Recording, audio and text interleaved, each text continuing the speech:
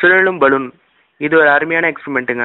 இதுக்கு தேவையானதெல்லாம் ஒரு பக்கம் வளைந்த ஸ்ட்ரா, காலியான ரீஃபில், பலூன், ரப்பர் பேண்ட், ஒரு குண்டூசி. முதல்ல ஸ்ட்ராவை எடுத்துக்கிட்டு அதோட அடிப்பக்கத்தில் குண்டூசியை சொருகிக்கோங்க.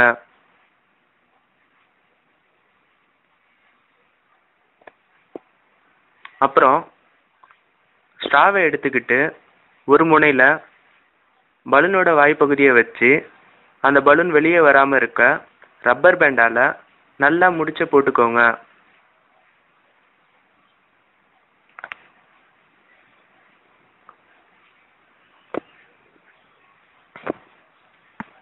முடிச்சு போட்டதுக்கு அப்புறமா நம்ம குண்டூசி சொருகி இருக்கோம்ல, அதோட அடிப்பக்கத்தில் அந்த காலியான ரீஃபில் சொருகிக்கோங்க.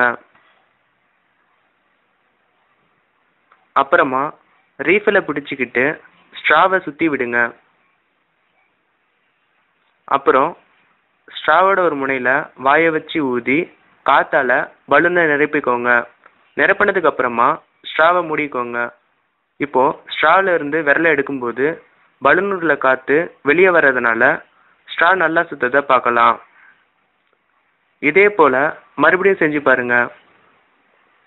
பலூன் மறுபடியும் நல்லா சுற்றுறத பார்க்கலாம். இதுக்கு என்ன காரணம்னு நினைக்கிறீங்க? நம்ம சின்ன வகுப்பில் படிச்சிருப்போம்ல, நியூட்டனோட 3வது விதி தான் இதுக்கு காரணம். அதாவது ஒவ்வொரு செயலுக்கும் அதற்கு சமமாக எதிர் செயல் இருக்கிறத நமக்கு புரிய வைக்கும். பாருங்க எவ்வளோ அழகாக இருக்குது.